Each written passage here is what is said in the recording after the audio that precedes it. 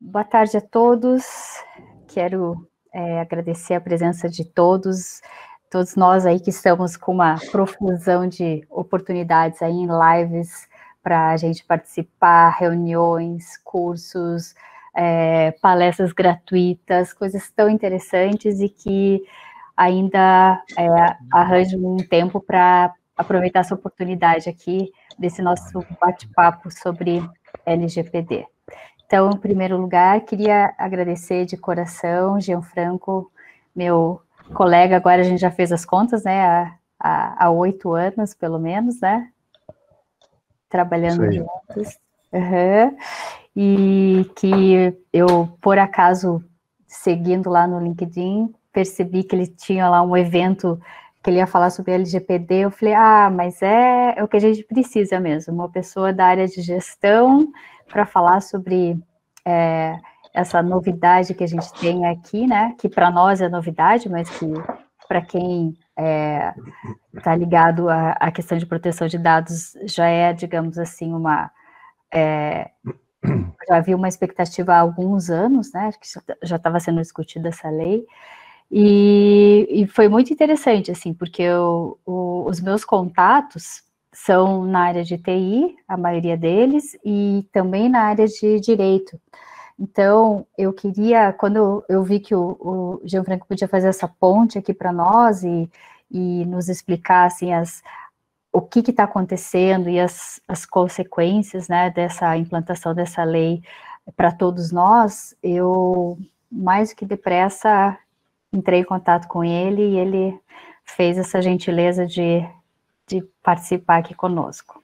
Então, te agradeço muito, já que essa é uma oportunidade única nessa tua agenda aí também, que não é fácil. Também quero te deixar à vontade, tem pessoas que vieram através de você, né, Jean? Que estão participando hoje. É isso? Isso. Tem a Adriana, o professor Jean, grande amigo, minha Andréia, minha esposa, que também estuda muito sobre LGPD, uma grande conhecedora de GDPR, está aqui também. A gente vai falar tudo sobre isso aí. Que maravilha! Olha, ficou muito grata, tenho total gratidão aqui por vocês estarem cedendo o seu tempo e o conhecimento de vocês para que a gente aprenda um pouquinho a respeito. Muito obrigada. Bom, então a gente, normalmente aqui no grupo de pesquisa, as atividades são muito informais, sabe, Jean? A gente tem, assim, toda essa dinâmica, né? A gente deixa muito à vontade para que quem quiser intervir, perguntar, etc., pode usar o chat ou pode levantar a mão. A gente gosta dessa participação, assim. Então, eu vou te passar a palavra, né? E vou te deixar bem à vontade, você é o dono do pedaço aqui hoje. Obrigado, Márcia. Márcia, em primeiro lugar, minha querida Márcia, obrigado pelo convite, estou muito contente de estar aqui com você, participar do grupo de pesquisa, e eu quero, assim, contar que eu atuo, né, tanto na área acadêmica quanto na área de mercado.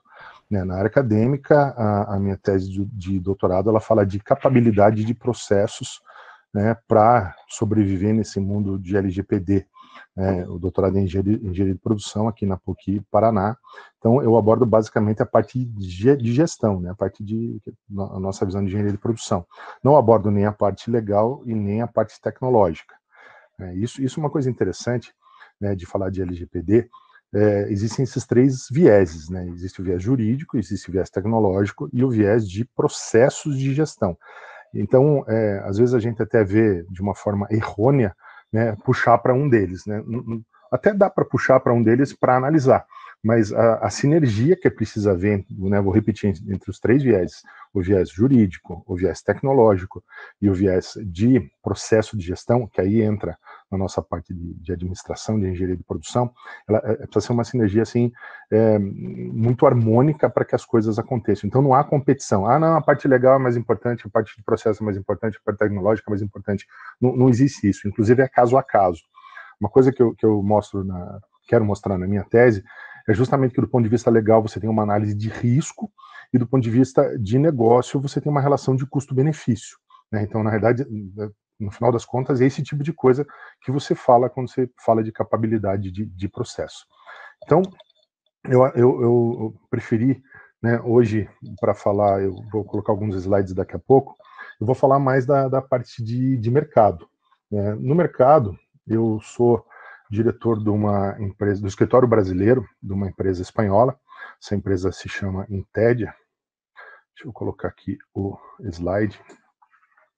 Essa empresa está presente em 16 países, são 80 escritórios, e essa empresa está voltada basicamente para tratar de normas ISO. Então, eu tenho norma ISO de qualidade, tenho norma ISO de segurança do trabalho, tenho norma ISO ambiental, tenho norma ISO de compliance, de antissuborno, e tenho normas ISO relacionada à segurança de informação, né, que é a ISO 27001. E a partir de novembro do ano passado eu tenho a ISO 27701, que ela fala especificamente de dados pessoais. Está todo mundo vendo ali o logotipo? Né? Então eu vou me prender, pelo menos inicialmente, né, Márcia, eu vou tentar falar um pouco do mercado, né, um pouco do problema que é. Ali no finalzinho a gente pode falar, eu já estou com algumas publicações aí internacionais do modelo preliminar, né? E já estamos chegando no modelo mais definitivo. A gente não chegou ainda a fazer o survey, fazer toda essa parte de validação do modelo, mas algumas características eu já tenho e criei um canvas muito legal, que foi uma extração que eu fiz da tese para jogar isso para o mercado, nos treinamentos. Então tem um canvas para LGPD. Eu vou mostrar ele rapidamente para vocês. Então aqui, só para dar uma ideia, né, da presença da empresa, mas falando sobre segurança, né, sobre segurança de dados, a primeira coisa, né, o pessoal fala, mas foi uma lei que o Brasil inventou. O Brasil não inventou nada, tá? Isso é um esforço mundial, né? A Argentina já tem lei há 20 anos, o Uruguai já tem a lei há 15 anos, e em agosto de 2018, quando foi sancionada a lei brasileira, a Europa já estava pegando fogo, porque em maio do mesmo 2018, a GDPR, que é o General Data Protection Regulation, ela já estava em vigor. Então, o pessoal fala, não, o Brasil inventou. Não, de novo, né, o Brasil não inventou nada. Né? A lei foi sancionada aqui aos 44 minutos do segundo tempo do governo Temer por pura pressão do mercado comum europeu. Né? Tem uma parte da GDPR que ela é muito clara. Ela diz que se qualquer empresa estiver trocando dados, né, empresa europeia, que ela trocar dados com empresas de fora da Europa, com um país onde a legislação não seja pelo menos do mesmo nível da legislação europeia, ela vai pagar multa. Então, aí é que entrou a pressão externa em cima do governo europeu. Isso é gestão, isso é comércio exterior, né? A legislação está entrando para garantir. Então, eu vou manter bastante esse foco nosso aqui de administração, de gestão. Né? Então, olha só, é um problema. Como é que eu vou trocar dado com uma empresa europeia? Ou melhor, como é que uma empresa europeia vai fazer negócio com uma empresa brasileira se eu não consigo trocar dado? Porque aqui nós não temos uma lei assim, né, tão perto, né, em termos de exigência, quanto a lei da Europa. Então, aqui é um quadro só para mostrar mais ou menos como é que as coisas estão acontecendo no mundo. Então, aqui, esse laranjinho aqui, é onde eu tenho leis, assim, uma regulação mais forte. Então, está aqui a Europa, o oeste europeu, aqui, os Estados Unidos, ali, por incrível que pareça, a Índia, né, a regulação moderada, então, que eu tinha falado aqui, Argentina, Chile, né, o México, e o Brasil aqui, a partir do momento que o Bolsonaro assinar a sanção da lei, a vigência da lei, né, que ele tem prazo, acho que até o final de setembro, mais ou menos, então ela passa a entrar em vigor. Tanto que, olha só, ficou esse imbróglio aí de assina, não assina. A Câmara dos Deputados queria que ela começasse a valer a partir de janeiro do ano que vem, mas o Senado disse não, é a partir de agora. Né? Então, de novo, a pressão internacional. De qualquer maneira, as sanções, né, da lei, elas vão valer, isso já foram deslocadas, elas valem só a partir de agosto do ano que vem. Então, artigo 52, 53, 54, né, que falam das sanções, a famosa multa lá de 50 milhões de reais, limitada a 2% do faturamento, isso aí já foi transferido para agosto do ano que vem. Né? Então, agora, finalmente, né, os empresários começaram a acordar. Então, a partir, faz três semanas já que saiu do Senado, então imagina a quantidade de e-mail e telefonema que a gente está recebendo agora lá, e orçamento. Então, agora o pessoal acordou. Depois a gente vai falar um pouquinho disso. Mas assim, as empresas, Márcia e queridos que estão me ouvindo, as empresas têm isso aí para tratar, não é problema, né? Tem esse fato para tratar. Mas vamos pensar agora no nosso ponto de vista de pessoa física, né? Puxa vida, se você abrir um browser agora e digitar seu nome ou digitar seu CPF, vão vir informações que você vai ficar apavorado, tá?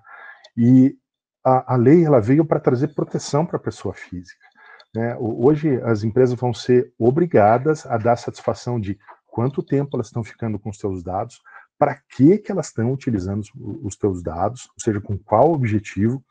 Elas não vão poder mais passar teus dados para ninguém, porque tem empresa que vive de vender e-mail, né? Então, assim, a lei ela é boa, a lei veio para, vou usar uma expressão bem técnica agora, para colocar ordem no trecho, né? Então, era uma piada, era para vocês rirem agora com a expressão, né? Obrigado pela risada, né? Mas, assim, a lei é extremamente benéfica nesse sentido para a pessoa física. Agora, o que acontece?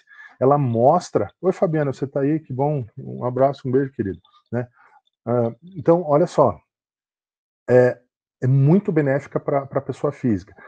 Para notar como o assunto, né, dado pessoal, privacidade, ele era extremamente maltratado aqui no Brasil, apesar de já existirem, né, todos os dispositivos legais, né? Professor Jean, por favor, não me deixe falar besteira, né? Constituição Federal, Estatuto da Criança e do Adolescente, o próprio Marco Civil da Internet, então todos os dispositivos possíveis já estão aí, né? Então, mesmo com as sanções entrando só em agosto do ano que vem, já é possível uma empresa receber penalização já com os dispositivos existentes. Então, teoricamente não teria grande novidade, mas sim, vai trazer um pouco mais de ordem para isso tudo. Eu não achei uma atualização desse gráfico ainda, mas isso aqui foi do aniversário de 1 ano da GDPR, né, que foi em maio do ano passado. Ninguém fez esse gráfico bonito agora dos 2 anos, que foi em maio desse ano. Mas olha só, 56 milhões de euros em multa em 1 ano, né? 280 mil casos recebidos, 144 mil reclamações, 89 mil notificações de invasões, né, de data breach, né, de quebra de dados. Isso é uma coisa muito interessante na lei. A lei, inclusive, ela fala de autodelação, né? O que é autodelação? Se eu tiver um vazamento lá na minha empresa, não, eu vou ficar quietinho, não vou contar para ninguém, etc. Se alguém descobrir que isso aconteceu, fica muito pior. Então, o que acontece? A empresa é obrigada a fazer a autodelação. Ligar, Márcia, olha, você tinha os dados aqui comigo e aconteceu uma invasão, aconteceu qualquer incidente e eu perdi seus dados, né? Alguém também está com seus dados. Então, a empresa é obrigada a revelar isso publicamente. Tá? Então, só isso aqui já começa a trazer uma transparência muito maior, porque o dado é meu, eu sou o titular do dado. Né? Nós já vamos falar quais são os dados. Fica tranquilo que a gente vai falar. Então, olha só, o que está acontecendo na imprensa? Né? Vazamento interno da Coca-Cola afeta dados de 8 mil funcionários. Esse é um dado clássico. Né? A criatura da TI foi demitida, levou embaixo do braço um HD com dados de 8 mil funcionários. Tá? Sensacional. Né? Aí a gente começa a falar de usar, por exemplo, um framework mundial, como, por exemplo, é a ISO 27001. A própria ISO já faz o acionamento da parte tecnológica e da parte jurídica. A ISO sugere, né, uma revisão de contrato de trabalho, porque lá no contrato de trabalho do rapaz da TI tem que estar escrito assim: eu não posso levar o HD para casa, eu não posso abrir conta em banco. Eu estou sendo didático, né? Mas é no sentido assim, eu não posso fazer mau uso das informações sensíveis que eu tenho acesso aqui no trabalho. Pronto. Então, aí entra esse trade-off aí de risco jurídico, né, com o modelo de negócio, né, se o meu negócio consegue suportar esse custo. E olha os nomes aqui, ó. Isso já aconteceu, ó. Foi lá no ano passado, né? Operadora de celular, banco, tá? Outra instituição financeira, empresa aérea, tá? Então, assim, todos. Tá? E a lei nem entrou em vigor. Então, as coisas já estão acontecendo. Aí os tais dos 3 pilares que eu comentei. Então, abordagem legal, uma abordagem tecnológica e abordagem de processo de gestão. Os três de uma forma muito genérica. Pensa assim na sua casa, quando você fala de segurança na sua casa. Você tranca a porta, você põe mais uma chave tetra em cima, você tem cachorro, você tranca a janela, você põe grade, tem câmera, não é por isso que você deixa o portão aberto, você também fecha o portão, você fecha a porta de trás, você assim, não existe uma solução única, né? Existe uma série de ações que você coloca, que elas, né, no conjunto, de uma forma sinérgica, elas vão trazer a segurança patrimonial que você precisa. Aqui é a mesma coisa. Até eu coloquei ali, ó, sei que vocês sabem ler, mas eu vou ler só para dar ênfase, né? Não há um produto único ou abordagem única, assim uma construção de processos e comportamentos. Eu vou ser bem enfático no comportamento, porque um dos grandes riscos disso tudo é o ser humano, tá? São as pessoas que estão lá. É a pessoa que vai deixar de fazer o processo de forma adequada, é a pessoa que vai sair, ir no banheiro e vai deixar a tela do computador sem travar e alguém vai ver a informação, é aquela pessoa que vai deixar a folha de papel ali com a informação. Opa, para tudo, Gianfranco. Folha de papel entra? Sim. Tá? A LGPD não fala só de dados digitalizados, dados em papel também. Então, aquele currículo que fica no saquinho lá na porta, né? Tem aquele saquinho que deixam em algumas empresas para deixar currículo, não pode mais. Aquele documento que às vezes fica o atestado lá na mesa do RH para todo mundo olhar, não pode mais ficar à vista, tá? Porque ele tem determinados tipos de dado que não vai mais poder ficar à vista. Então, assim, é uma mudança completa de comportamento para entender como é que a gente vai se comportar. Né? Então, eu sou engenheiro, sou engenheiro eletricista. Na engenharia, a gente usa um termo bala de prata. Né? Bala de prata é aquela bala que mata lobisomem. Então, é aquela solução que você tira assim, né, da manga e não existe bala de prata na LGPD. Existe sim um conjunto de ações, todas coordenadas, todas sinérgicas para atingir. Né? De novo, é uma construção de processos e comportamentos. E quando a gente está falando em processo, nós estamos falando de gestão. Quando nós estamos falando de comportamento, nós estamos falando de gente, nós estamos falando de gestão. Né? Então, vou repetir os três pilares. Existe o pilar jurídico, existe o pilar de tecnologia, existe o pilar de processo de gestão. Então, a administração, a gestão, ela está completamente enfurnada nesse contexto todo de LGPD. Então, assim, a gente adora usar termo em inglês, né? Parece que as coisas ficam mais chiques, né, professora Márcia? Então, assim, nós estamos falando de compliance digital. Né? Então, às vezes chega na empresa, não, é compliance digital, todo mundo fica assim, que chique esse negócio. Mas tudo bem. Então, olha só, trazendo um pouco mais de ordem, alguns conceitos que eu comentei agora há pouco. Então, eu falo, né, a primeira coisa é uma análise de risco, né, um risk assessment. Qual é o risco jurídico que eu estou associado? Aí entra um monte de coisas, desculpa, que ainda precisam ser reguladas aqui. Né? A Agência Nacional de Proteção de Dados, ela já foi criada pelo presidente Bolsonaro agora no final de setembro, mas ela final de agosto, mas ela não foi populada. As pessoas não foram indicadas ainda para essa agência. Então a agência não está funcionando. Então a lei está lá, a lei está seca, né? Essa lei precisa ser regulada. A partir do momento que a agência começar a funcionar, a gente imagina que umas 2 regulações por dia, mais ou menos, vão começar a sair. Para quê? Deixa eu dar um exemplo. Lá na GDPR, lá na Europa, empresas que manuseiam uma determinada quantidade de dados lá por mês, por período, que agora eu não me lembro de cabeça, elas estão fora da LGPD. Por quê? Porque é muito pequena a quantidade de dados. Então não vale a pena montar em alguma coisa, porque é muito pequena a quantidade de dados. Mas isso aconteceu durante o tempo, isso foi quase 1 ano depois da entrada em vigor, que agências, aí tem uma agência do mercado comum e cada país tem a sua agência. Depois procura para saber um pouco da agência belga. A agência belga é a mais exigente, a mais crica de todas, assim, é a mais... Toda a Europa assim pega como exemplo, né, a agência belga. A agência belga assim, é muito exigente. O que é outra coisa que, assim, vai ser bem interessante, né, de tratar na LGPD, é o plano de resposta a incidentes. Legal, vazou, aconteceu uma caca aqui. O que você vai fazer? Não sei, tem empresa que não sabe, vai sentar e chorar, né? Então, primeira coisa é avisar.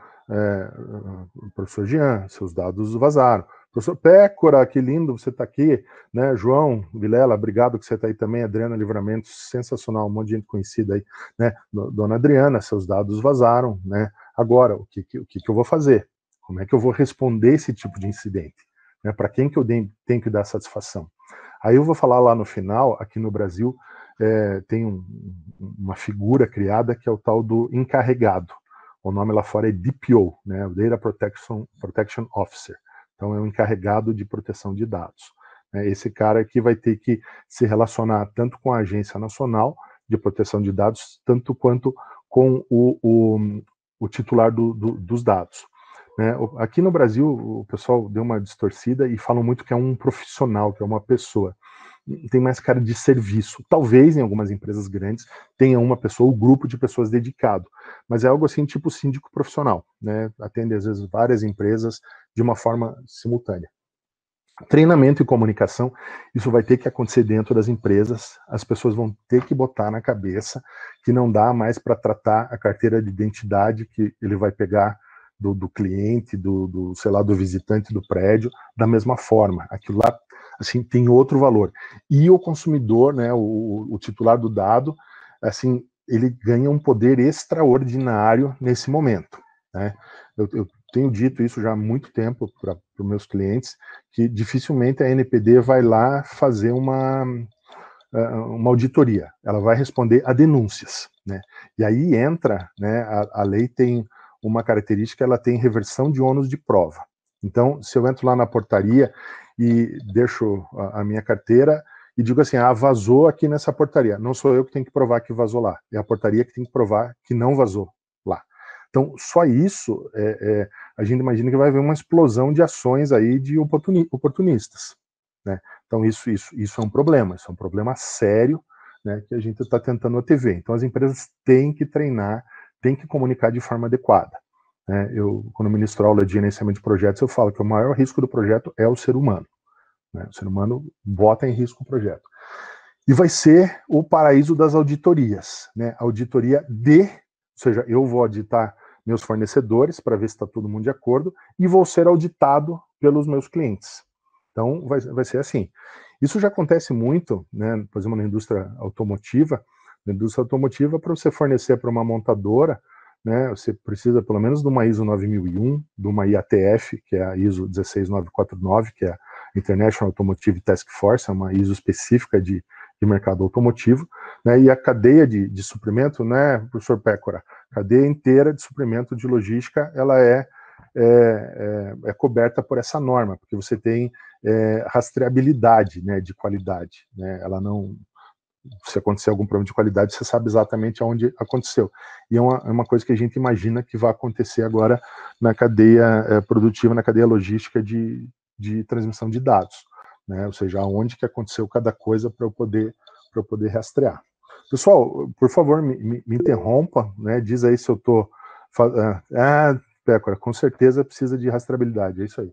Se eu estiver falando muito rápido, ou estiver falando em techniquez, eu estou tentando eliminar um pouco do techniquez aqui, por favor, me interrompam, façam perguntas a qualquer instante, tá? Obrigado, professora. Então, assim, a lei é uma lei muito técnica, né? A nossa lei, o pessoal até fala que ela é cópia da GDPR. Não é que ela é cópia da GDPR. Como o Brasil entrou nessa sob pressão, né, a nossa lei ela foi feita para atender a GDPR. Ela foi feita para estar em consonância com a GDPR. Então, mas não é cópia. Ela foi feita justamente para atender o que o mercado europeu precisava.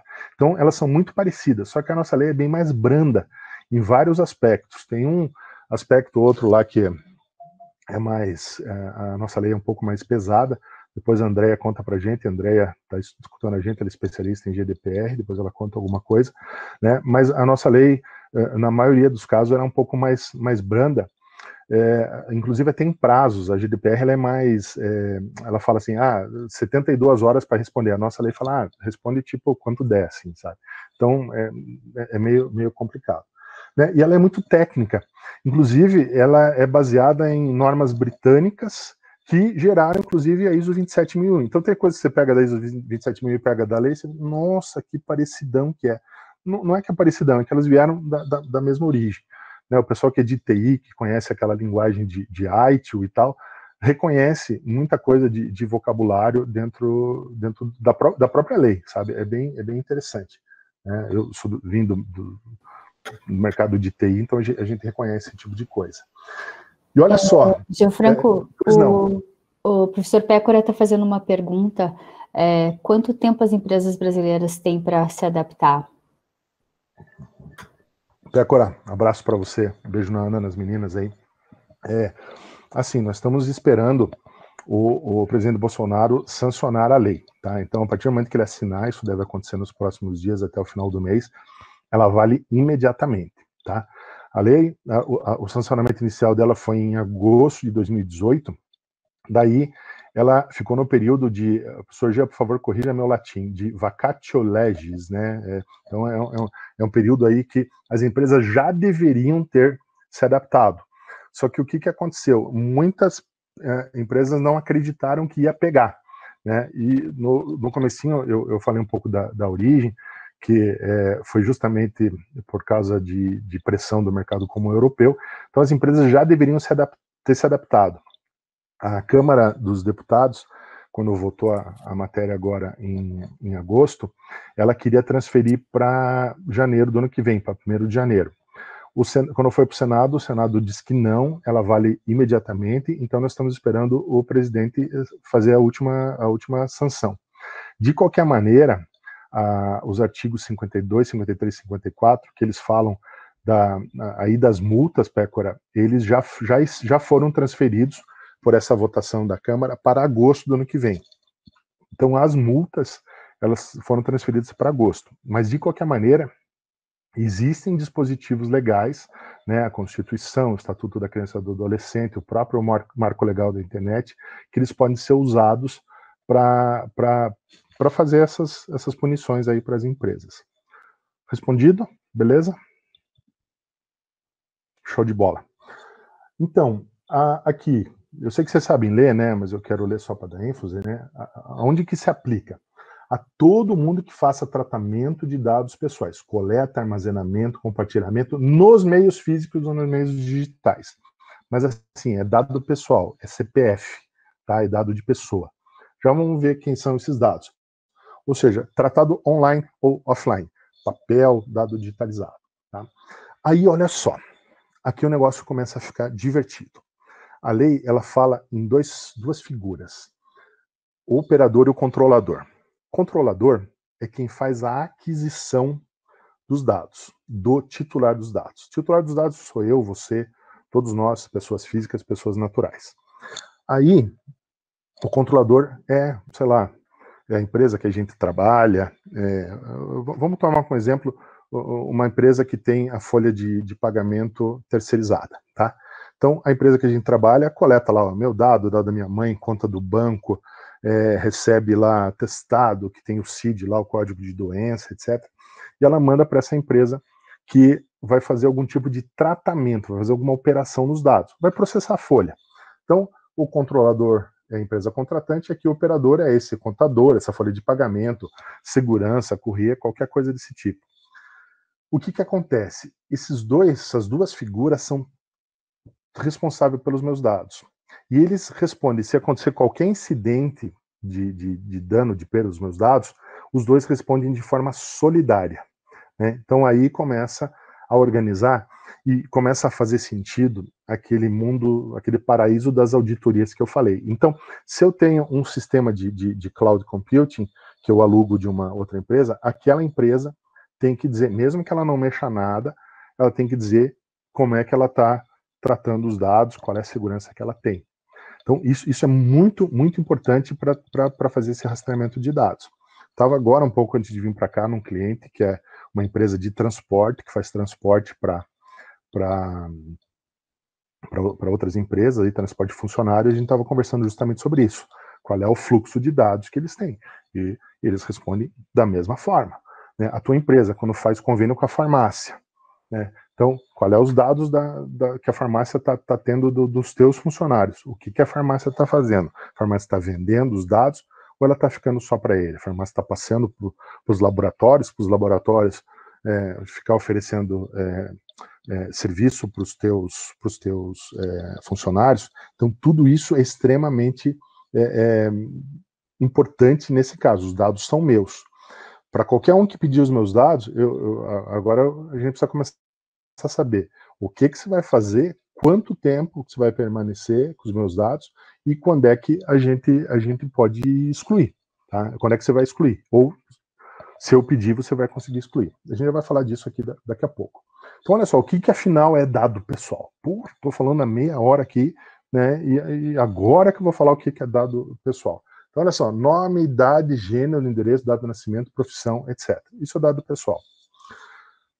A coisa fica um pouco mais sensível, né? Quando a gente fala de dados sensíveis. Era um trocadilho, era uma piada, né? Não sei se deu certo. Então, assim, origem racial ou étnica. Isso é uma coisa que a gente tem falado até nas empresas, assim, para deixar de perguntar em alguns formulários.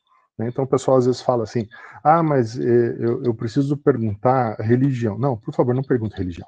Isso é um dado que você não precisa saber.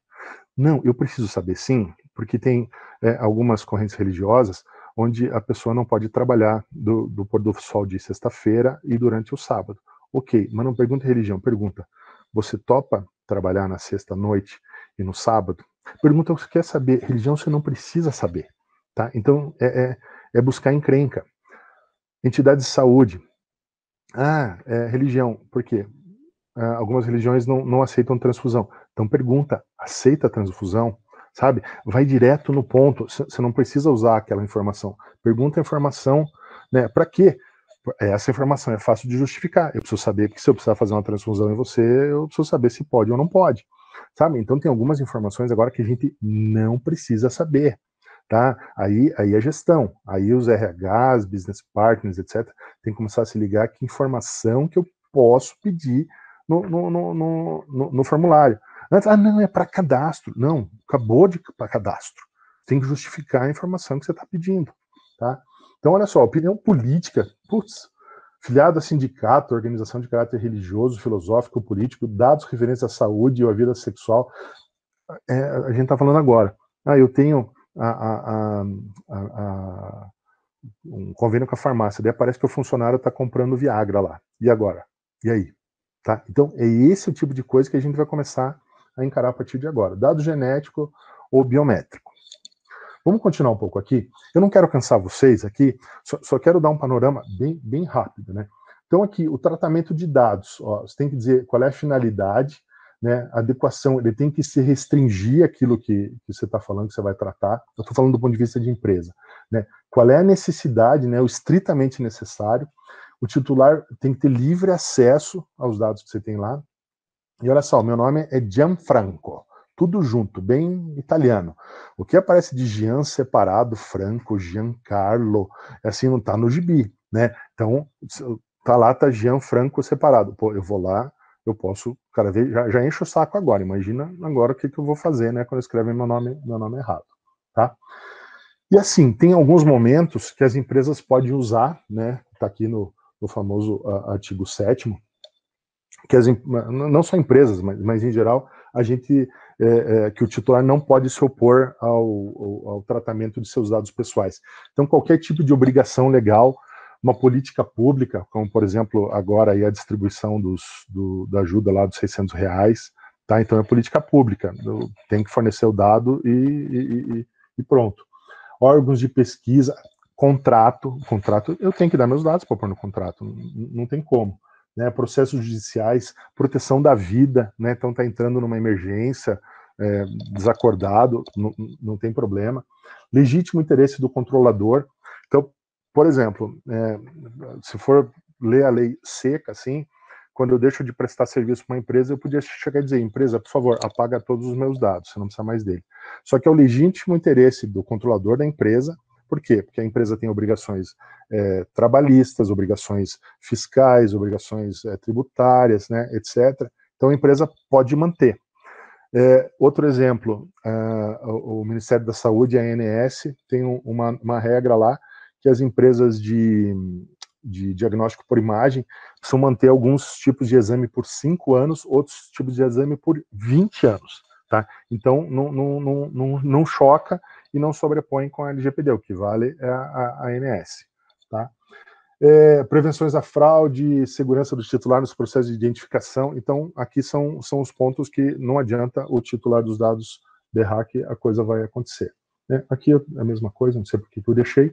E o tal do encarregado, né, que é o DPO, Data Protection Officer, né, que o que ele tá fazendo. A ideia é que ele faça o meio de campo, que ele faça a comunicação tanto com a Agência Nacional de Proteção de Dados quanto com o titular do dado. Então, houve um vazamento, houve alguma coisa, perderam o dado dele, qualquer coisa, esse cara, ele não tem responsabilidade legal nenhuma, tá? Ele é só um canal de comunicação.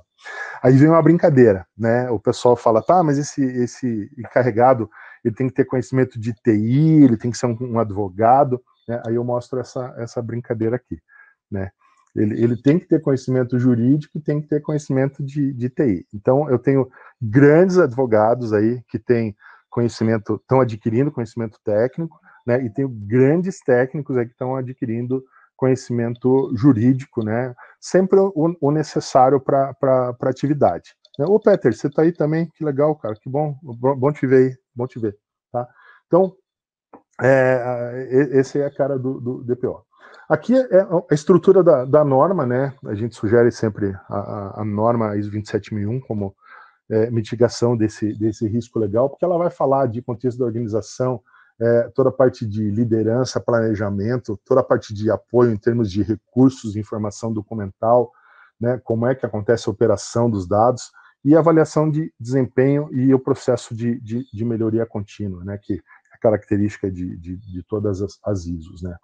Então, até falando em termos de publicação, a gente tem algumas publicações aí mais de mercado, em algumas revistas de mercado. Esse Canvas aqui ficou muito legalzinho, que foi uma coisa que eu tirei da tese, a tese eu não defendi ainda, né? E tem aí a parte mais científica, né? E aqui a grande dica que a gente dá, né, para processo de LGPD, né, para você começar, se benze aí, né, e começa a trabalhar. Aqui estão os dados de contato, eu tinha planejado mais ou menos 40, 45 minutos e deu assim, cravado nos 40 aí. Já que ninguém perguntou, fica aberto a perguntas aí, professora Márcia. Nossa, Gé, eu fiz aqui um hall de perguntas aqui, tem uma série de perguntas, mas eu vou... Bom, eu vou deixar aberto para as outras pessoas perguntarem, mas eu só queria ter uma curiosidade aqui. A hora que a nossa LGPD entrar em ação, né? Que cor vai ser o Brasil naquele mapa lá? O Brasil, ele vira o verdinho mais escuro ali. Tá, ele não chega no laranjinha lá. Não, tem um caminho ainda. Legal. Eu acho que aquela história, né? Se apertar muito, espana, né? Também. Vão devagar, né? Mas tá devagar demais. Tava devagar demais até agora. É interessante, né? Porque eu sou da área de TI, né? E depois fui para administração. Agora, tem algumas coisas que se fala, né, Gia, que são desde da minha época lá de analista de sistemas, né? Isso daí já vai 20 mais anos, né? Vamos deixar para lá quantos anos.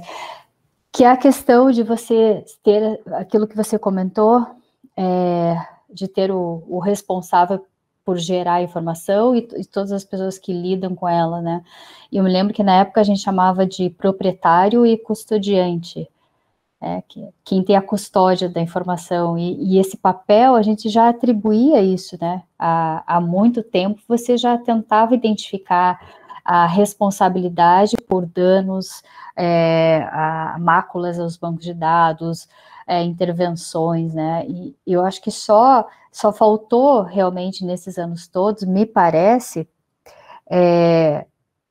algo que amarrasse esses conceitos e que unisse as áreas, porque as ferramentas a gente já tinha dentro da própria compliance, né? A gente já colocava em prática, né, já. Acho que só veio, digamos assim, igualar os termos, permitir sanções, estabelecer sanções, né, que provavelmente, antigamente, deveriam ficar só de acordo com a cabeça do juiz, né, em determinar o tipo de sanção que haveria, mas pelo que me parece, assim, os princípios já estavam lá, né. Ele veio trazer ordem, né? Ele veio trazer justamente essa consolidação e, assim, na minha opinião, eu acho que essa sinergia entre o jurídico, o tecnológico e o processo, ele tem um benefício enorme para as empresas. A maioria das empresas ainda está muito assustada, vendo isso como um overhead, como alguma coisa complicada, e não está vendo a oportunidade que ela tem de se relacionar com os clientes, tá? Assim, o que a gente tem conversado muito com os clientes, Márcia e meus queridos, é que, não, mas eu não vou pegar mais esse dado. Não, você pode pedir o dado que você precisar. A única coisa que você precisa é dar conta. É o compliance. Né? Eu preciso dar conta por que eu estou pedindo aquele dado. Exato. Né? Ou seja, qual é o motivo? Para que ele vai servir? Eu preciso organizar a minha casa. Né? Quando a gente fala em gerenciamento de projetos, na autonomia que cada participante, cada membro da equipe tem, o pessoal diz, mas não é que engessa, cada um sabe exatamente até onde pode ir. Eu acho que é um momento incrível das empresas se organizarem. Né? Então, acho que esse ganho secundário, ele é absurdo para as empresas. Só que elas ainda não enxergaram isso. Ainda estão vendo como um overhead. Oi. Isso. Boa noite. Boa noite a todos. Boa noite, Jean, tudo bom? Eu gostaria de fazer uma pergunta. Você falou ali da questão das empresas estarem se assustando, né? Uhum. E a gente vê uma transformação digital dos negócios, né? Cada vez mais crescente, pelo óbvio, né? Pela sobrevivência. Então, até falando do nosso caso, né? Hoje eu trabalho numa empresa de outsourcing de impressão e que está buscando a tecnologia para se manter viva, né? Uhum. Então, assim, o que você, sendo bem simples na pergunta, mas por onde começar, né? Porque eu, como empresa que sempre trabalhou, quer dizer, que nunca trabalhou com tecnologia, está tendo que fazer isso pela questão de sobrevivência, de posicionamento de mercado, mas que não tem essa, vamos dizer, experiência, vivência, então assusta para quem nunca trabalhou com isso, então a gente já está tendo que se adaptar, né, ao mercado de tecnologia e não tem esse conhecimento, né, então por onde começar? Uhum. O outsourcing de impressão, na minha concepção, já é uma empresa tecnológica, né? O que você vai começar a olhar? Você vai começar a olhar quem é o dono da informação, qual a informação, aonde ela está, quem acessa, por quanto tempo ela vai ficar lá, e basicamente é isso. Essa é a grande ideia. E aí começar a colocar processo em cima disso. Pô, será que a Aline pode olhar aquele tipo de informação? Quem que pode olhar? Não, ninguém pode olhar. Então, aí a gente começa a colocar processo e aí colocar tecnologia para garantir que isso aconteça. Colocar a parte legal para garantir que isso também aconteça. Então, começar no sentido de fazer o famoso gap analysis, né? Aonde eu tô e aonde é que eu tenho que chegar. E quais são a gente usa o termo esforços de foco. Né, por onde qual é o famoso Pareto, né? Qual é o grande problema? Não, aquele é probleminha, eu deixo para depois. Não, esse aqui é problemão. Esse aqui vai trazer grande risco, esse aqui vai me trazer prejuízo, e é por aqui que eu começo. Então, o que nós temos feito e sugerido é o gap analysis, aí com base não é na lei, né? Tem um professor lá da Federal do Rio de Janeiro que ele falou que você não aprende a dirigir olhando pro Código de Trânsito, né? E é verdade, a gente aprende a dirigir de uma outra forma. Então a gente continua fazendo as nossas operações e encaixando as nossas operações no que pode dar certo e no que pode ir errado dentro da lei. É o famoso análise de risco. Só um pouquinho, eu preciso espirrar. Desculpa, não deu nem tempo de trancar o microfone. Então, essa ideia de gap analysis, onde é que eu estou e aonde que eu preciso chegar, você vai medir qual é a distância, né, que você está, qual é o tamanho do esforço, e vai fazer essa análise de risco. Não sei se eu te respondi, Aline, ou se eu te enrolei. Não, já é um caminho, porque a gente vai ter que se adaptar, né? Todos vão ter que se adaptar, mas realmente assusta por ser um universo novo, né? Então, enfim. Dá uma olhada no site lgpdcanvas.com.br. Lá tem aquele canvas que eu te falei que eu criei, e ele é legal para você fazer esse brainstorming inicial aí de aonde que eu tenho que começar. Você vai preencher o canvas, e ali no canvas você já vai descobrir assim, pô, aonde que é o grande pipinão aqui para eu começar. Ótimo, já tinha visto ali na apresentação, já tinha anotado. Obrigada, viu, João? Show de bola, imagina. Eu queria... Alguém quer fazer alguma pergunta? Eu não quero atravessar aqui, monopolizar a conversa, mas eu queria aproveitar a presença do professor Jean. Tudo bom, professor? E queria tentar ver se talvez ele nos ajude a esclarecer essa questão. A Lício colocou ali nos comentários que, pelo Instituto do Direito, responsabilidade objetiva significa que quem irá assumir a culpa vai ser a empresa, certo? E que, eventualmente, depois a empresa pode ir atrás e cobrar, de alguma forma, do funcionário, tentar algum tipo de ressarcimento, mas, num primeiro momento, ela estará na linha de frente para assumir os riscos. Então, a minha pergunta um aspecto bem importante, que eu concordo com o Jean, que me preocupa bastante, bom, a gente sabe que não existe ferramenta jurídica ou marco jurídico, etc., que vá assegurar o comportamento das pessoas.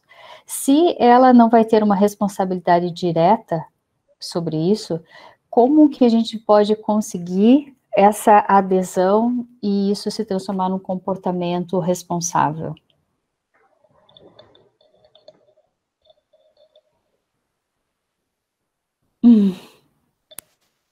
Mas está aberto o microfone. Pois é. Alô, alô. Deu. Opa! Tá ouvindo? Estamos vendo. Maravilha. Olha só, muito rapidamente, existe uma coisa no direito que vocês podem dar um Google depois, que se chama responsabilidade objetiva. Isto é um pavor para as empresas, e os empresários não conhecem isso. Se você colocar no Google responsabilidade objetiva, é impressionante. O que diz o artigo 927 do Código Civil e o Código de Defesa do Consumidor desde 1990, e a CLT. E já tem súmula do Supremo.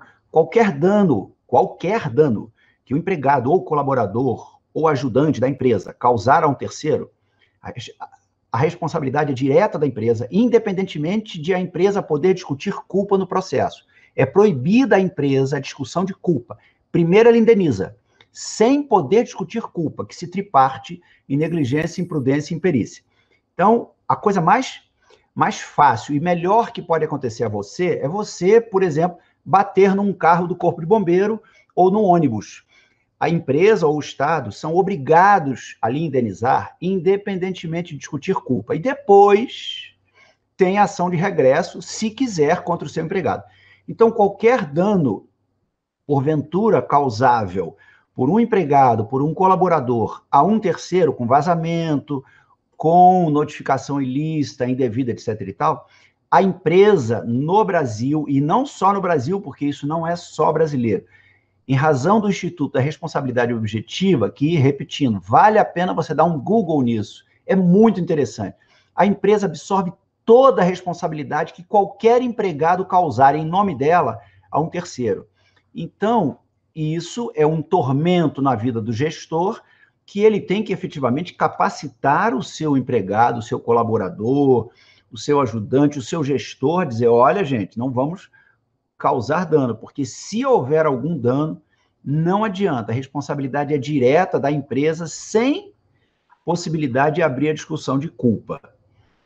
esta é a regra que passou a viger no Brasil a partir do Código Civil de 2002 e que nas relações de consumo já estava desde 1990. Então, a responsabilidade objetiva hoje, os jurídicos das empresas sabem muito tranquilamente que isto é assim. Então, a empresa precisa ter um cuidado decuplicado em relação a isso, porque realmente é um pavor aí. Entendeu? Sim, eu ficaria bem preocupado se eu fosse empresário. Ainda bem. É verdade. Gia, quer complementar a questão do comportamento? Né, aí é o processo, né?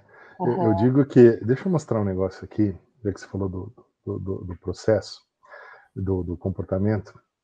Eu costumo usar esse vídeo aqui nas minhas aulas, e esse é um momento interessante, né? Não sei se já andaram aqui pelo centro de Curitiba e viram que, às vezes, esses dias eu vi um cara puxou a máscara, enfiou a mãozona assim, coçou bem e ele botou a máscara de volta. Né? Assim, eu me deu vontade de parar o rapaz e assim, sei lá, não sei nem o que eu ia falar para ele, né? Mas olha só, por isso que a gente fala dos processos, e quando a gente implanta uma norma ISO, 35% do tempo de implantação, ele se dá para fazer o sistema rodar. O que é fazer o sistema rodar? É ficar junto e dizer ali, o Peters, ó, é assim que faz, o Márcia, é assim que faz, o João, é assim que faz, o Adriana, é assim que faz, o Jean, é assim que faz. Ou seja, é um processo basicamente de aculturação, né, das pessoas, no sentido de que elas precisam entender por que elas estão fazendo aquele processo, tá? Então, olha o vídeo dessa moça simpática aqui, olha o que ele está fazendo. Eu tomei o cuidado de tirar o logotipo, né, do local de trabalho, mas olha só, ela está com todos os aspectos aqui de proteção, né, ela está com a touquinha, ela está com uma luva, ela está com o jaleco apropriado, mas olha só o que ela está fazendo aqui quando ela está tratando com os alimentos aqui que ela está... Todo mundo está vendo aqui a moça? Está vendo? Opa, não, tá carregando ainda. Todo mundo vendo a moça aqui? Olha o que ela está fazendo aqui, na coxinha. Ó.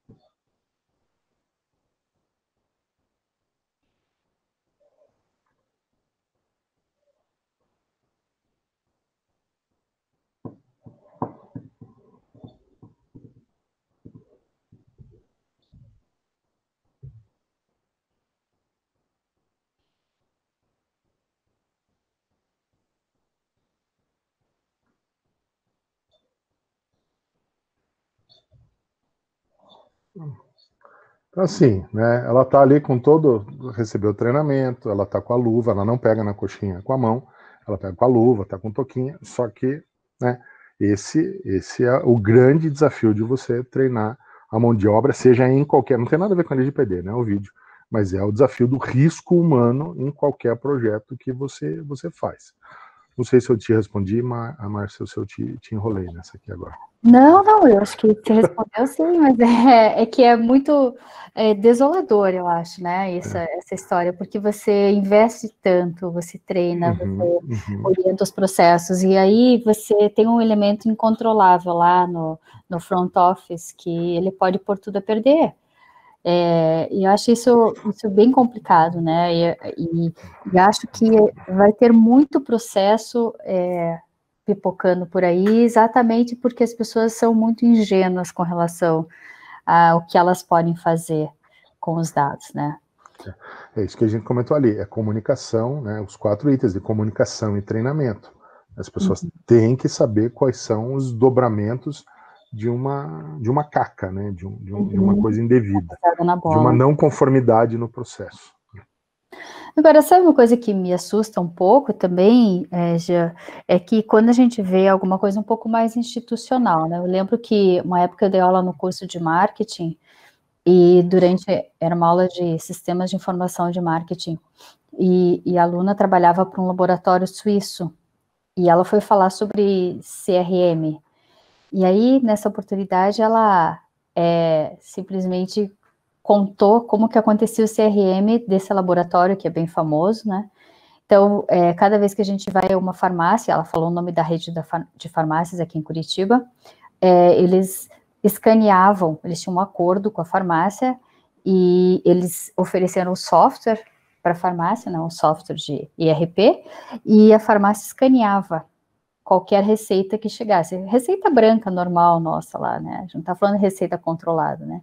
E aí eles tinham um controle sobre o que o médico estava prescrevendo para os pacientes, e daí cada vez que, digamos, um representante do laboratório chegasse lá e dissesse, mas você não está prescrevendo, ou você está prescrevendo, então eu vou te dar uma passagem para você participar de um congresso, alguma coisa assim, eles não tinham como argumentar, né, isso, porque eles tinham um controle total, né.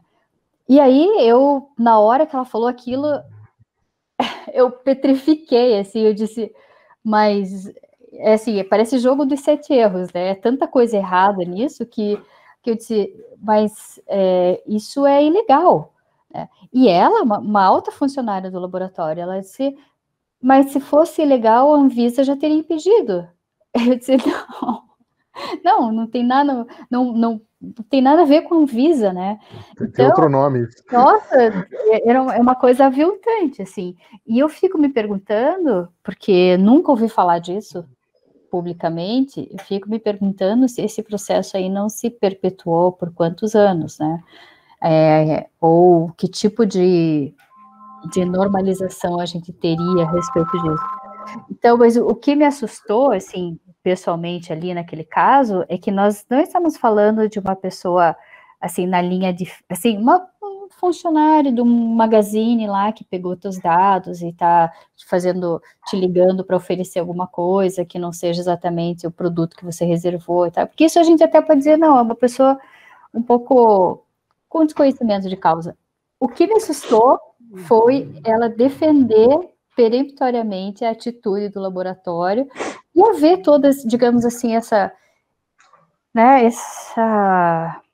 que a gente pode chamar isso, né? Essa cadeia, né? Produtiva aí de dados sem nenhuma anuência do consumidor. Assustador isso.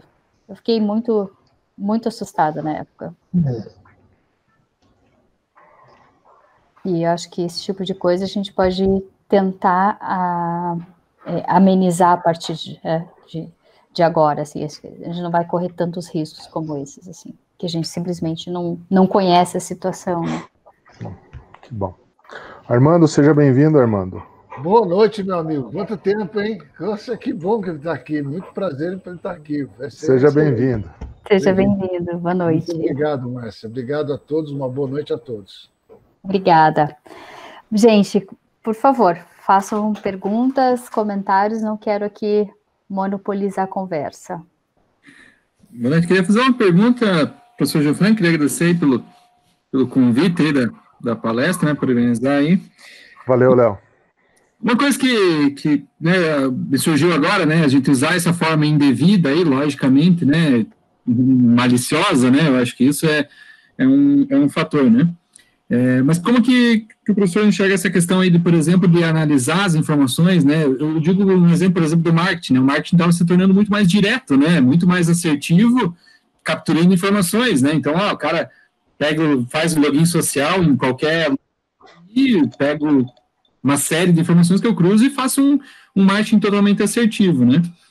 E como a pessoa enxerga essa questão tanto de se analisar e tal, um dado que está lá, a pessoa deu um consentimento para a rede social, né? Mas não para esse devido fim aí, né? Você falou a palavra-chave agora, Léo, que é consentimento, tá? Se você falou que fez um login, então se eu estou fazendo um login numa rede social, você já viu que o Facebook já renovou os termos dele lá, não sei se todo mundo leu, mas lá estava bem direitinho e muito bem feito do Facebook. O WhatsApp fez agora uns 3 semanas atrás também, bem direitinho, super bem feitinho. Não sei se todo mundo leu, mas está lá todo o consentimento que você está dizendo que você pode fazer. O grande negócio está quando você entra no shopping e você faz o check-in no Wi-Fi e lá diz assim, eu concordo que o shopping faça forneço os meus dados para os parceiros comerciais. Só que lá daí não diz qual é o parceiro, não diz quanto tempo o parceiro vai poder ficar com os teus dados, não diz o que o parceiro vai fazer com os teus dados, de que forma, aí está errado, tá? Então, assim, de novo, a palavra-chave que você usou é consentimento. Então, o consentimento tem que estar muito claro. Se você, depois eu vou falar de um congresso que eu publiquei agora na Polônia, você precisa ver, Márcia, os congressos europeus como é que estão agora. E por GDPR, você tem que dizer concordo, não concordo, concordo, não concordo. Você fica mais tempo preenchendo a GDPR do que submetendo o artigo, tá? Um negócio assim, mas assim, é tudo certinho. Então, a palavra é o que você deixa, o que você não deixa, o que você deixa fazer, Léo. Não sei se eu respondi.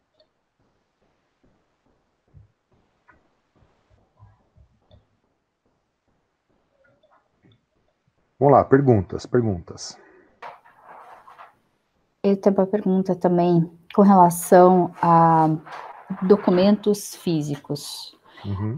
Eu sei que pela GDPR tem uma questão que você não pode circular com documentos de terceiros, dados de terceiros, para, por exemplo, eu vou precisar de um fiador, tá? Daí você vai, deixa eu tirar uma cópia da sua carteira de identidade para eu levar na imobiliária.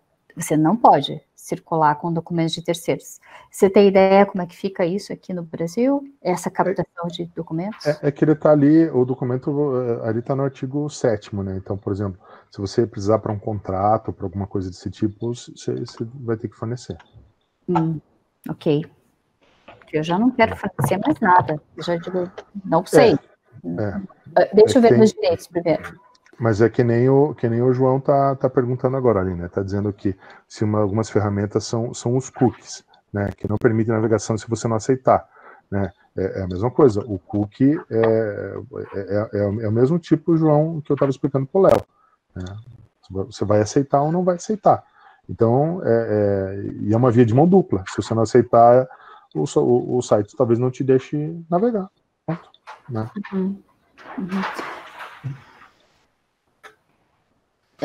Jean, você não quer mostrar pra gente esse seu canvas? Mostro. Tô curiosa para ver. Mostro mesmo. Assim, Canvas, né, enquanto eu procuro aqui, deixa eu enrolar vocês com alguma coisa, Canvas não tem nada de novo, né? Canvas, o Canvas do Alexander Osterwald ali, do livro dele, né, Business Model Canvas, que ficou famoso em 2011, que ele publicou, mas a tese de doutorado dele, inclusive sugiro para quem gosta de Canvas, procura a tese de... Alguém está com o microfone aberto digitando aí, por favor, se puder fechar, agradeço. Né, o Alexander Osterwald, ele publicou a tese dele de doutorado em 2003. É muito legal para quem gosta dessa história de ontologia, assim, vale a pena, está disponível para baixar na internet. E eu gosto muito de Canvas, né? Eu sou engenheiro, sou muito influenciado pelo modelo Toyota. E o avô do Canvas é o modelo A3, né? Do modelo Toyota, né? Que é onde fazia uma síntese, né, desse tipo de raciocínio. Você colocava numa folha A3, né? A3 é equivalente a 2A4. Até o pessoal fala, não, mas qual é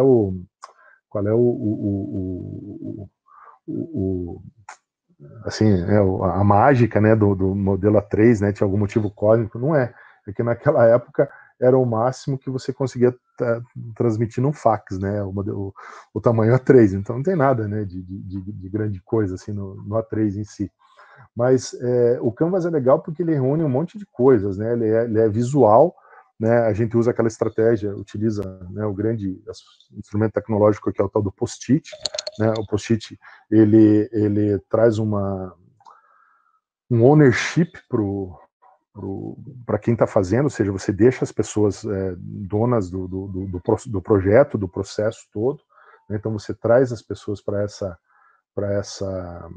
atividade, né? E o que é interessante, né? Você assim coloca as pessoas com o mesmo modelo mental, né, daquilo que elas estão fazendo. Ou seja, essa é uma das grandes dificuldades que você vê em vários projetos, é você trazer isso, né, de como é que você assim, faz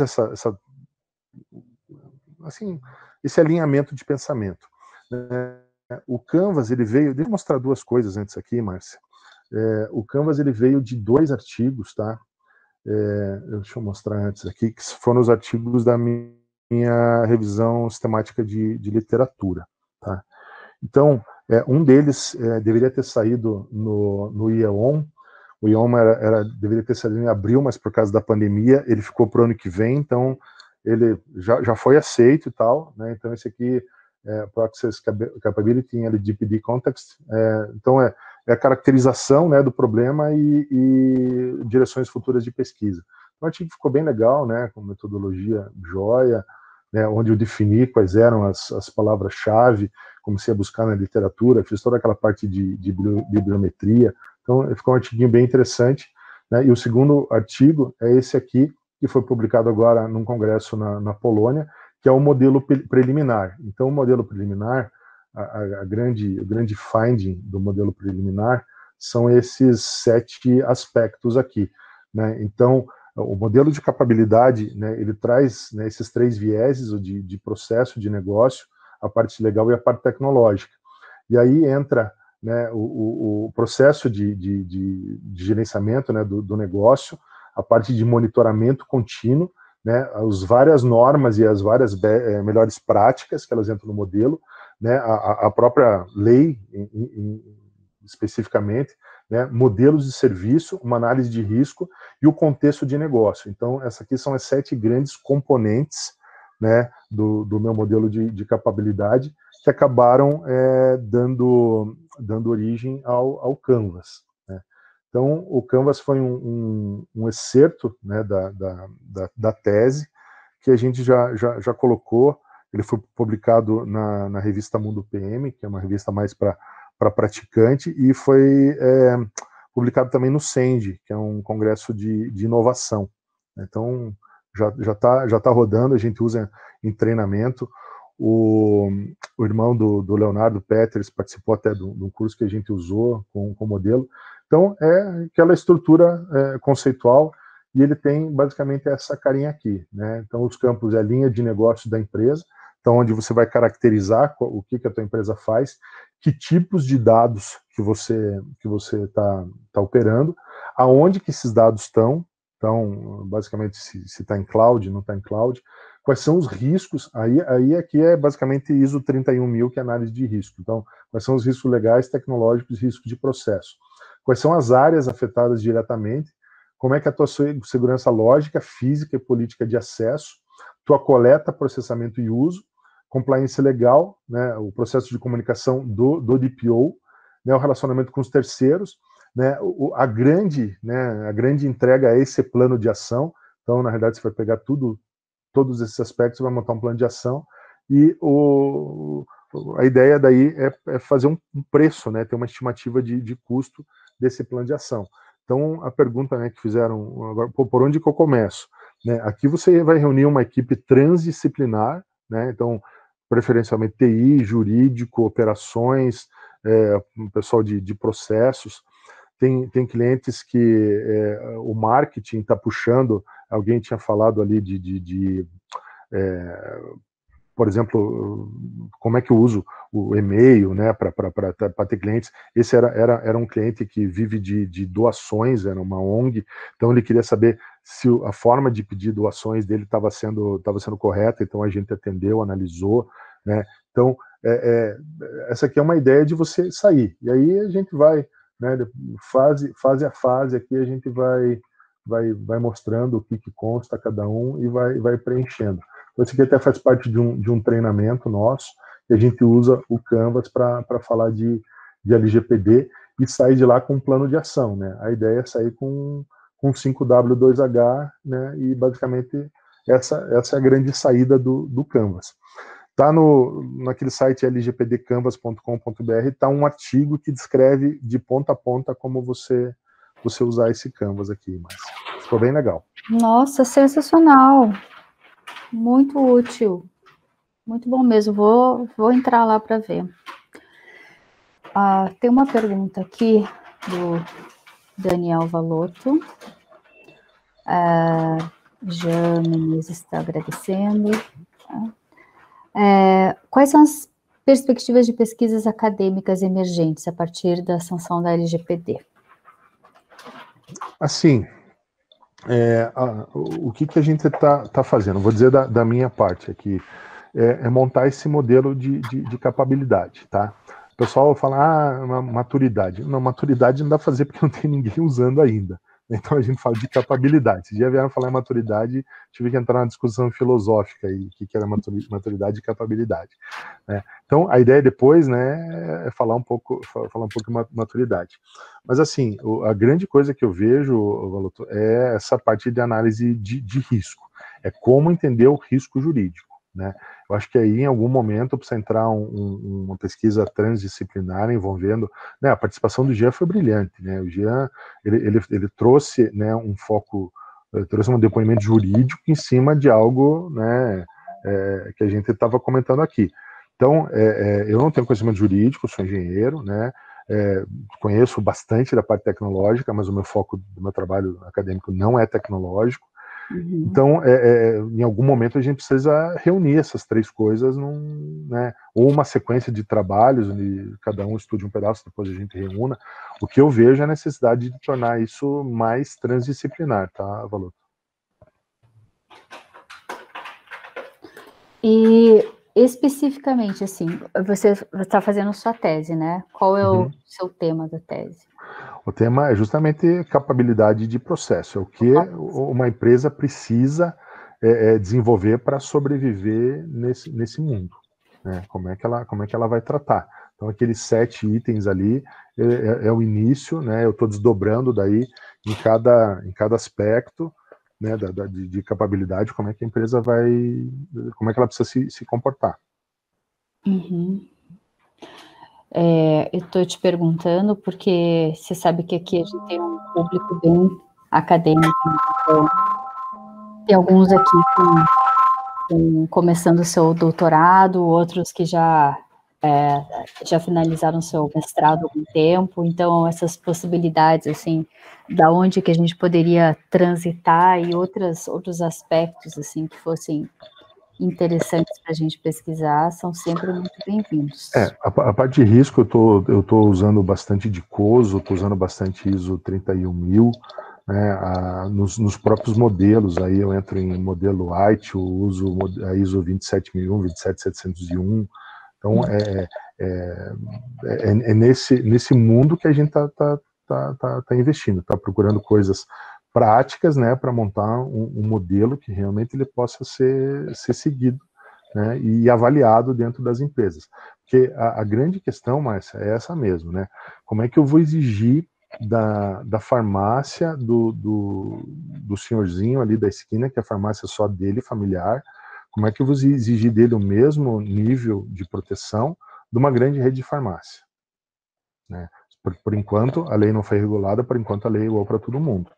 Né? Qual é a decisão de negócio que ele vai tomar para fazer ou não uma ação relacionada à LGPD na farmácia? Então, as empresas grandes, a decisão, ela não vou dizer que é fácil, mas o problema está nas pequenas e médias empresas, né? Como é que elas vão tratar?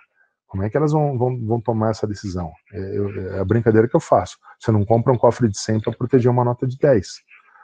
Só que dependendo da sanção, você pode perder mais que a tua nota de 10, você pode perder bem mais. Então, esse é o raciocínio que a gente quer mostrar.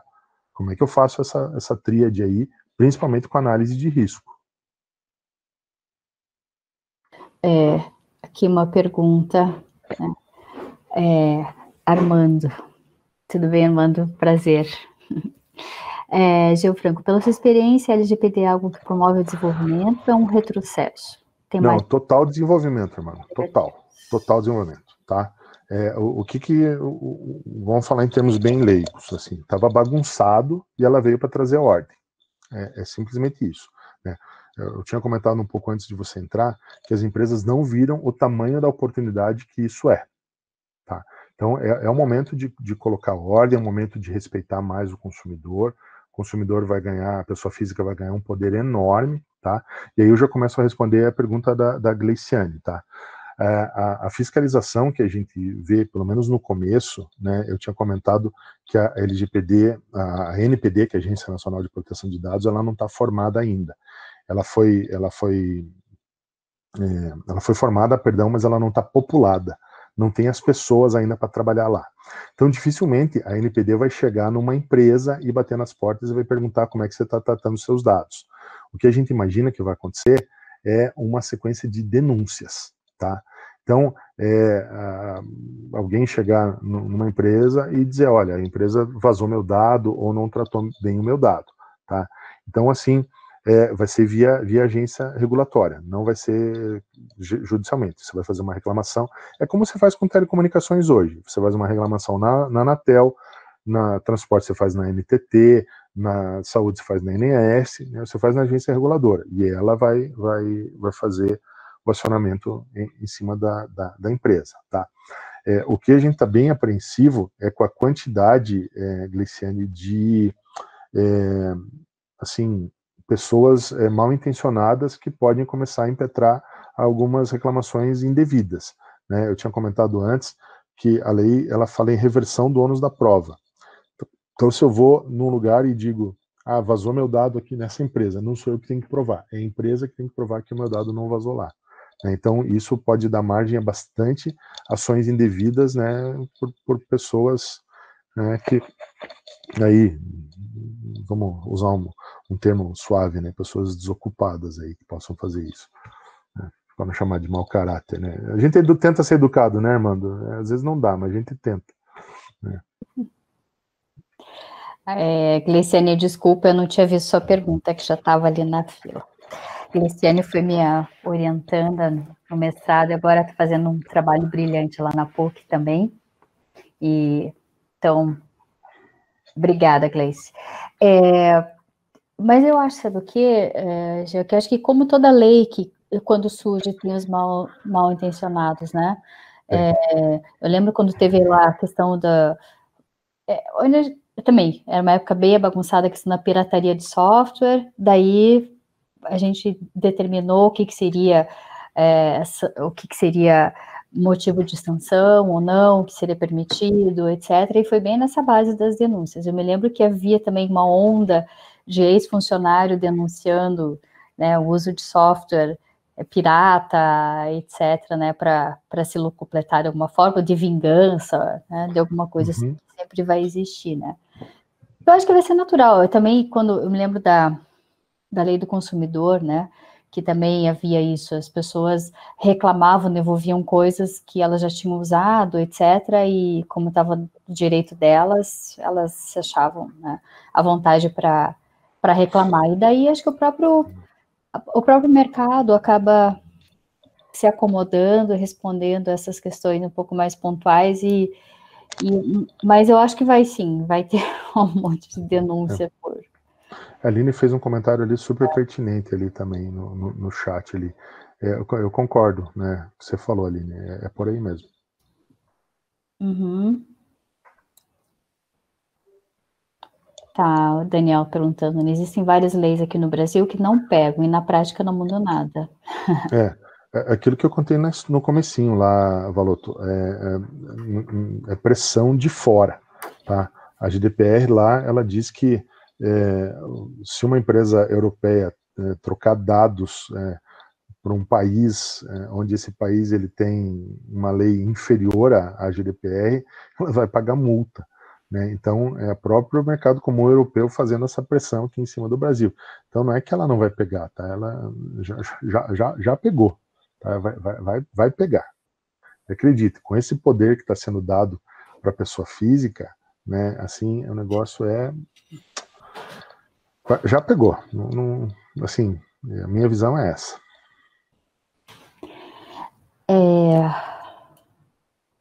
Deixa eu perguntar uma coisa aqui. Tá, deixa eu perguntar uma coisa. Digamos que, assim, hipoteticamente, a gente... Não, e não é nem hipoteticamente, é uma coisa que acontece, de fato. Aliás, uma coisa até relativamente comum. Eu não sei se isso seria da alçada da LGPD. Digamos que você tem um departamento de TI, tem um data center lá, e esse data center, de maneira, por negligência, imperícia, não sei, perde os dados. Isso é bem comum, né, de acontecer. Se você, digamos lá, é do marketing, ficou acertando todo o teu cadastro de clientes lá durante 1 mês e meio, daí o pessoal da TI disse, sabe o que? Eu tive um problema no backup, tive que baixar um backup de 60 dias atrás, então você perdeu tudo aquilo lá que você fez nos últimos 45 dias. Você vai ter que refazer tudo aquilo. Eu me lembro que, na minha época, isso ficava meio que no limbo ali, né? Meio que terra de ninguém. Você não tinha como, dentro da mesma organização, dizer, olha, você agiu de forma... Você foi imperito, nesse caso. E aí, até uma questão de centro de custos, você poderia, digamos, o marketing poderia acionar a TI dizendo, não, essas horas aqui dos meus funcionários que vão ter um retrabalho, eles vão ser pagos pela TI. Eu não vou usar o meu orçamento interno aqui para repagar hora extra, etc., para alguma coisa que já tinha sido feita e vocês tinham que ser responsáveis por isso. Você acha que muda alguma coisa internamente, essa questão de responsabilidades? Não tem nada, não há relação, né? Se o dado não foi vazado para fora da empresa, não há relação nenhuma. Não. Eu, pessoalmente, sempre fui muito... eu acho que há uma condescendência, assim, com os erros da TI, sabe? Como se dissesse, isso acontece, né? Mas aí, quando você vai comparar com outras profissões, né, a imperícia do médico, do engenheiro, por exemplo, a lei é muito mais dura.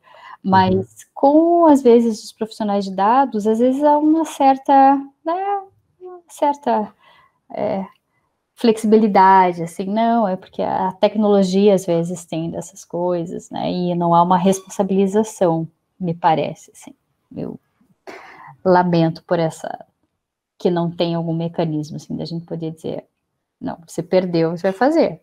Eu não vou fazer de novo, ou refazer 3 vezes porque tem um problema lá no backup, né? Enfim, que pena. Lamento.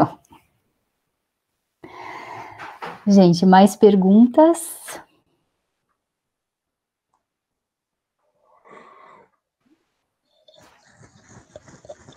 Meus orientandos aqui. Cadê a Letícia? Estava aqui agora há pouco. Letícia é da área contábil. Então, queria ver se ela tinha alguma pergunta, mas acho que ela não está mais aqui. Eu tenho uma última pergunta. Vocês acham que a digitalização aumenta os riscos com relação aos dados? Assim, os dados, quando você começou, Gianfranco, que você comentou lá, né? A chave vai ficar com a professora Márcia lá e ela vai ser responsável por deixar quem entra e quem sai. Não acha que o fato dessa transformação digital nos deixa mais vulneráveis? Esses dias eu fiz uma... vamos ver como é que vocês vão encarar esse meu comentário.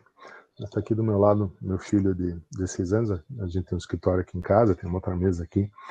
A gente fez uma comparação, eu não me lembro agora, mas do poder de processamento do PlayStation dele versus o poder de processamento que a NASA tinha quando o Mr. Neil Armstrong pousou na Lua, lá 51 anos atrás. É absurdo o poder de processamento, né, que a gente tem num PlayStation. Como é absurdo o poder de processamento que a gente tem numa caixinha dessas aqui.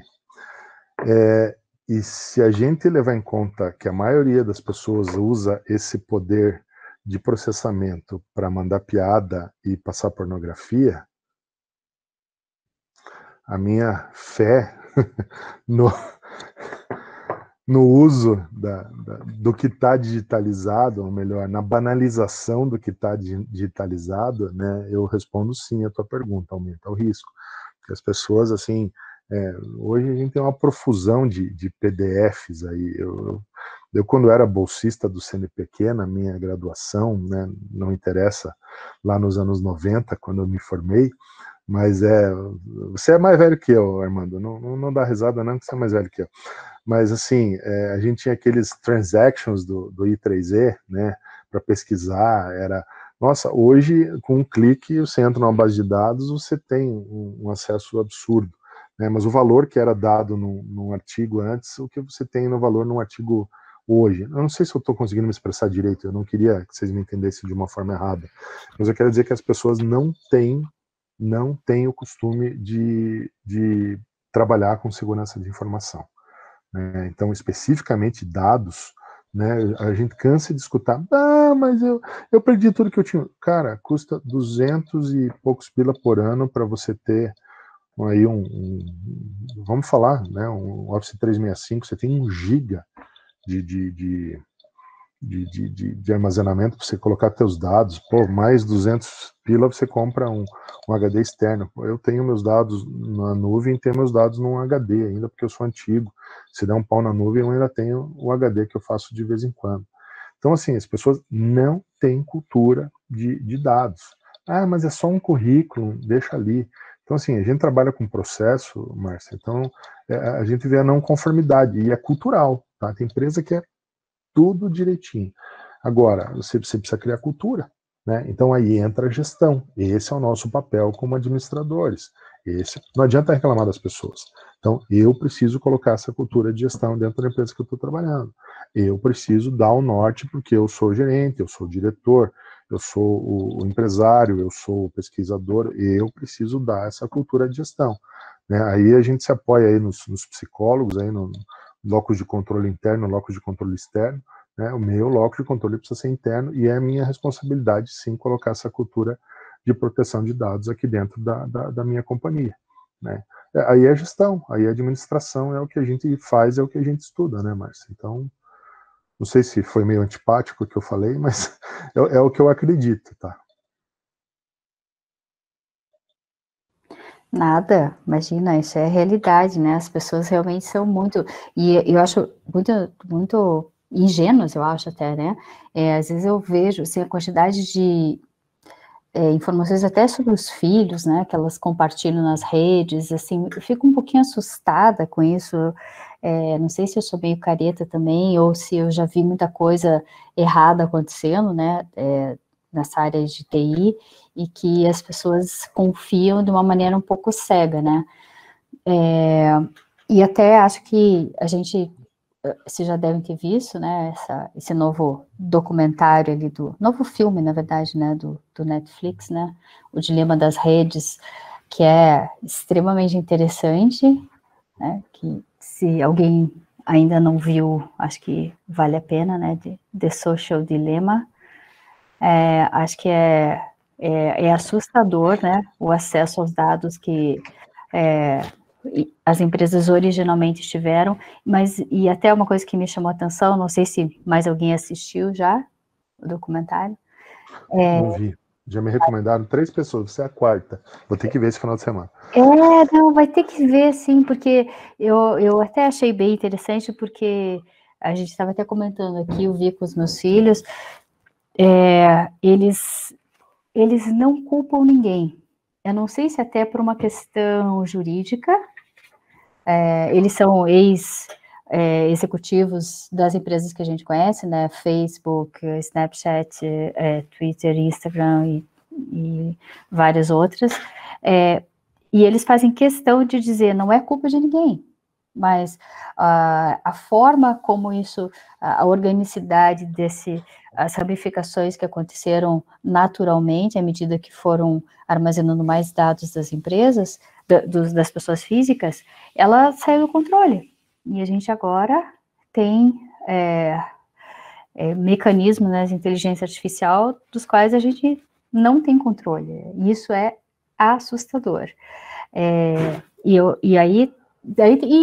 Inclusive, tem uma parte que eles dão conselhos, né, para quem tem filhos pequenos, o que você deve fazer, o que você jamais deveria deixar acontecer, né. Vale muito a pena. Acho que essa conversa que a gente está tendo aqui, ela está bem em consonância com nossos temores, que de fato não são só temores. o acesso é realmente absurdo, né? Essa manipulação aí é absurda. E a gente não tem como sociedade uma movimentação para que a gente vá contra tudo isso. Pelo contrário, né? A gente só alimenta, né, essa indústria aí de comercialização de dados e, enfim, é muito triste ver que toda essa tecnologia não foi usada de uma maneira que poderia ser, né, bastante proveitosa, por exemplo, né, e a gente tem esse efeito aí que não sei onde a gente vai parar, inclusive nessas manipulações, né, a gente vê aí períodos pré-eleitorais, né, aquelas coisas que se vê que compartilhamento de hashtags que são claramente fabricadas por robôs, né, que hashtags com erros, né, compartilhada milhares de vezes, né, só pode ser erro de um robô, né, evidente, ninguém vai escrever errado a palavra 22 mil vezes, né, então, realmente, eu acho que a gente vai ter que ter, a partir de agora, uma postura mais ativa com relação ao comprometimento que as empresas que possuem nossos dados deverão ter. Temos que nos mobilizar mais a respeito. Isso é muito interessante. Gente, eu deixo aberto para mais alguma pergunta. Alguém quer fazer mais algum comentário? Complementar? Gleiciane, eu vi esses dias, um gestor público, que as leis de proteção de dados eram, de certa forma, um impeditivo à sincronização de sistemas nas esferas municipais, estaduais e federais. Falávamos especialmente sobre a integração do prontuário eletrônico, com compartilhamento de exames das entidades e redes públicas, pensando que essa sincronia poderia beneficiar o cidadão. Será que a LGPD pode ter um papel nessas discussões nos órgãos públicos? Não, porque o artigo 7º, no inciso 2º ali, ele fala justamente que a execução de políticas públicas, ela fica fora da LGPD, Gleiciane. Então, não é vontade política isso aí, não tem nada a ver com a LGPD. Eu, inclusive, já ouvi que algumas sincronizações de sistemas até nem são interessantes, porque elas gerariam uma demanda por capacitação de mão de obra que a gente não teria como atender, né? Por exemplo, no judiciário, né? Então, é bom que seja lento mesmo, que não seja sincronizado, porque senão a cadeia não ia aguentar. Você que é da logística deve saber, né, Gê?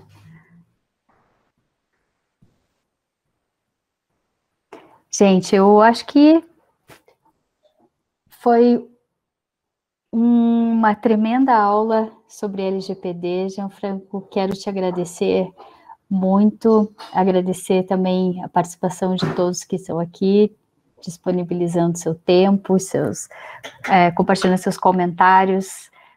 Para mim foi sensacional.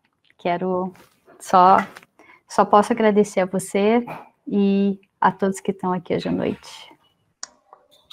Eu agradeço o convite, Márcia, bom te ver, conversar contigo, bom conhecer teus orientandos, teus alunos, bom ver meus queridos amigos Armando, João, o Jean, Andréia, minha esposa está aqui também, Andréia trabalha com a gente também lá na empresa, Andréia, uma das grandes conhecedoras de LGPD / GDPR aqui, então, nossa, sensacional ter essas pessoas queridas. Obrigado pelas interações, Gleiciane, o Valoto, todo mundo que perguntou aí, muito, muito obrigado.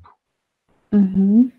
E provavelmente, Armando, muito obrigada, provavelmente a gente vai te incomodar aí bastante, porque esse nosso grupo de pesquisa, né, sobre modelos de negócios e práticas de informação, então a gente tá em muita consonância aí com o que você estuda e a gente vai te incomodar ainda. Mas vai ser uma satisfação,